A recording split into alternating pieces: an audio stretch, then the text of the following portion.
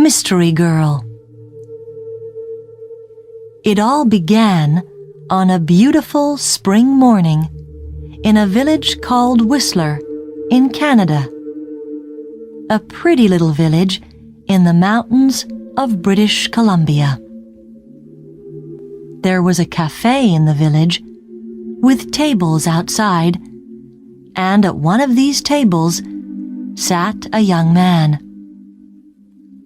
He finished his breakfast, drank his coffee, looked up into the blue sky, and felt the warm sun on his face.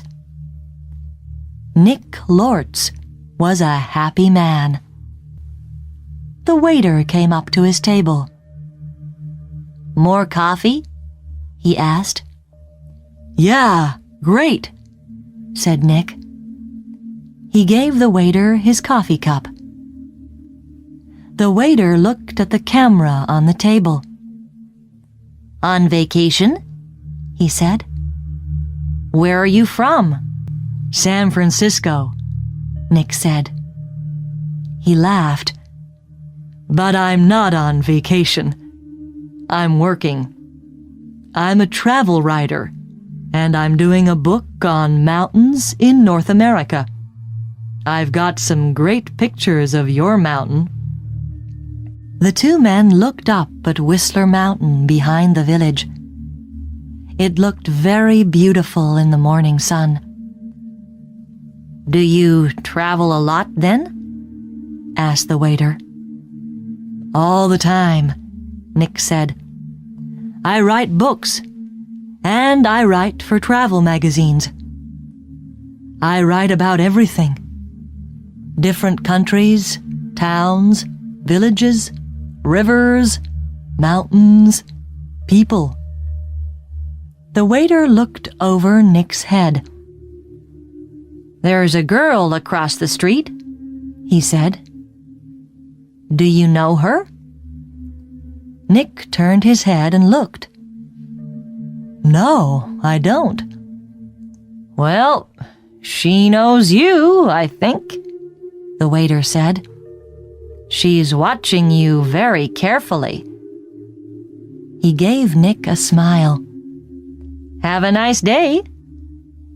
He went away, back into the cafe.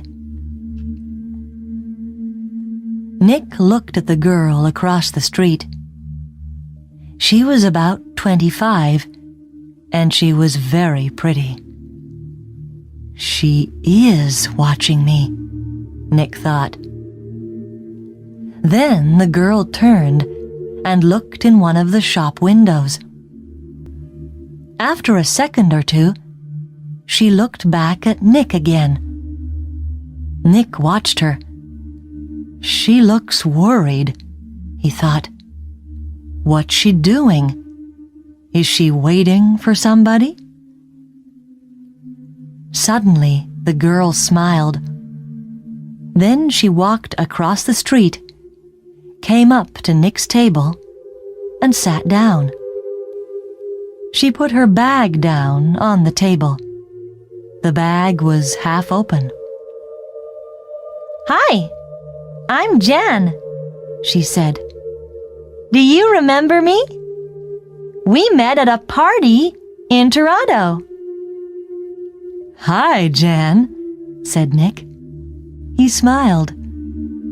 "I'm Nick, but we didn't meet at a party in Toronto.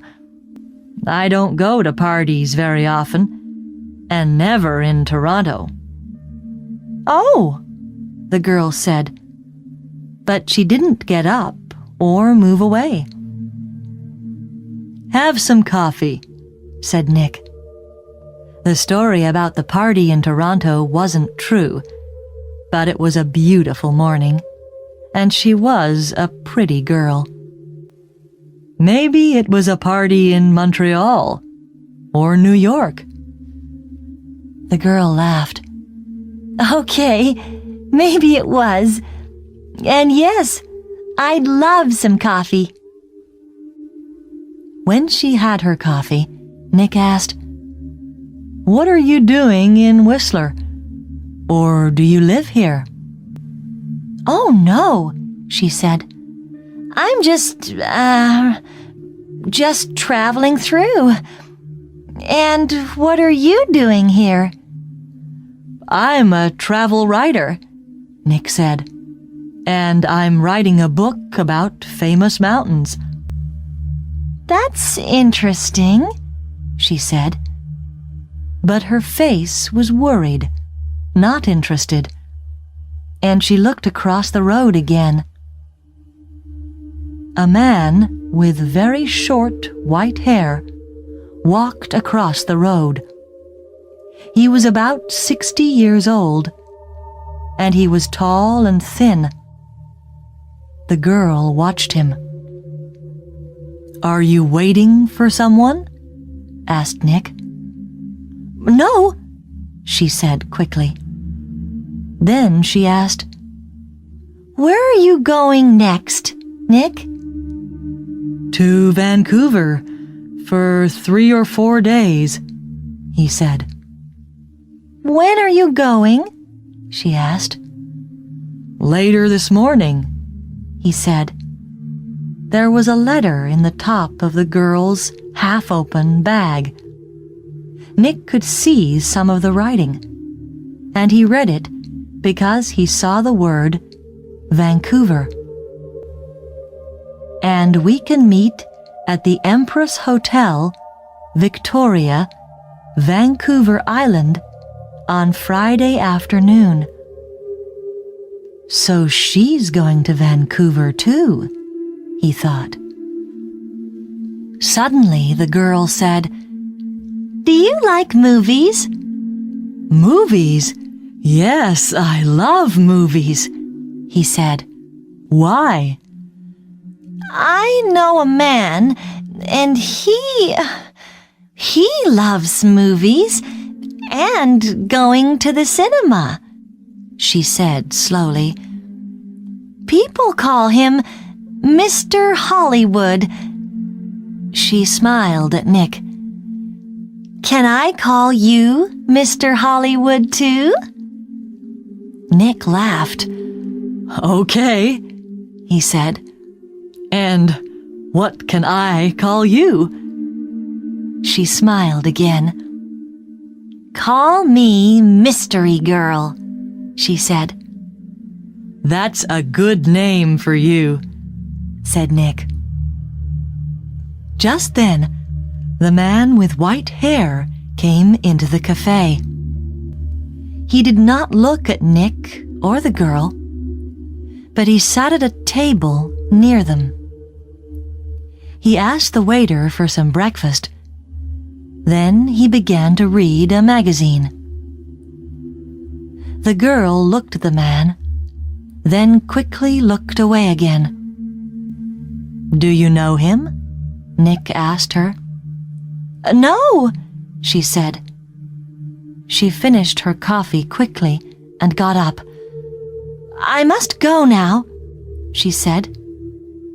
Nick stood up too. "Nice to—" he began, but the girl suddenly took his face between her hands and kissed him on the mouth. "Drive carefully, Mr. Hollywood. Goodbye," she said with a big, beautiful smile. Then she turned and walked quickly away. Nick sat down again and watched her. She walked down the road and into a big hotel. Now what, thought Nick, was that all about? The man with white hair watched Nick and waited. After 4 or 5 minutes, Nick finished his coffee, took his books and his camera, and left the cafe. His car was just outside the girl's hotel, and he walked slowly along the street to it. The man with white hair waited a second, then quickly followed Nick.